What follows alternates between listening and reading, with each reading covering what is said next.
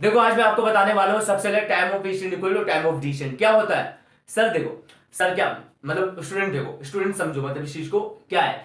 अब मान लो कोई चीज मैं नीचे से ऊपर की ओर फेंकता हूं, सिंपल सी बात। अब बोलोगे सर नीचे से ऊपर की ओर फेंक रहे हो तो मतलब सर इतनी स्पीड से फेंकोगे लेकिन वो स्पीड कम हो जाती है नीचे आते आते।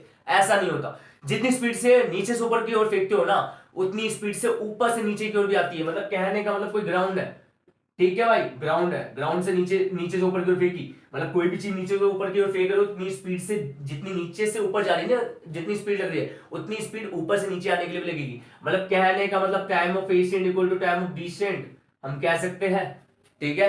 अब देखो इतना तो समझ आ गया तुम्हारे को। याद रखना, जब भी हम नीचे से ऊपर की ओर फेंकेंगे ना, मतलब यहां से ऊपर की ओर फेंका, मतलब ये अपवर्ड डायरेक्शन है, ठीक है। उसमें क्या होता है, उसमें ये होता है v की वैल्यू 0 होती है।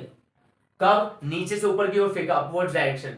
जब मैं ऊपर से नीचे की ओर फेंकूंगा ना तो u की वैल्यू 0 होगी। मतलब ये दिमाग में डाल लेना, ये तो वैल्यू याद ही रखना भाई, इसके अलावा कुछ काम नहीं बनेगा, ठीक है। और क्या होता है देखो, इसमें g की वैल्यू हमें पता है पर क्या होती है 9.8 मीटर पर सेकंड स्क्वायर, ये तो पता है भाई, ठीक है। लेकिन एक बार माइनस में एक बार प्लस में होता है, कब होता है देखो, सिंपल सी बात ये देखो, यदि मैं नीचे से ऊपर की ओर फेंकता हूं, कोई चीज बॉल को फेंकी ऊपर ऊपर की तरफ तो क्या होगा, ग्रेविटी नीचे की तरफ लग रही है लेकिन मोशन का है ऊपर की तरफ है ना। तो अब मतलब ये क्या हो रहा है, अलग मतलब अपोजिट डायरेक्शन में जा रहा है, और जब भी अपोजिट डायरेक्शन में जाए ना तो जी की वैल्यू माइनस में हो जाती है, ठीक है। सिंपल सी बात होगी ना, नीचे से ऊपर की ओर फेंका अपवर्ड डायरेक्शन में, अपवर्ड डायरेक्शन मतलब अपोजिट डायरेक्शन में, ग्रेविटी नीचे की तरफ लग रही है तो मतलब कहने का मतलब जी की वैल्यू माइनस में लगेगी।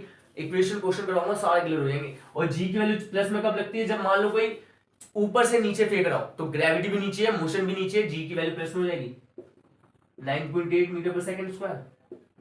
याद रखना, time of ascent equal to time of decision बता दे, v की वैल्यू 0 और u की वैल्यू 0 कब होती है, और ये प्लस में माइनस में कब होती है जी की वैल्यू, याद रखना।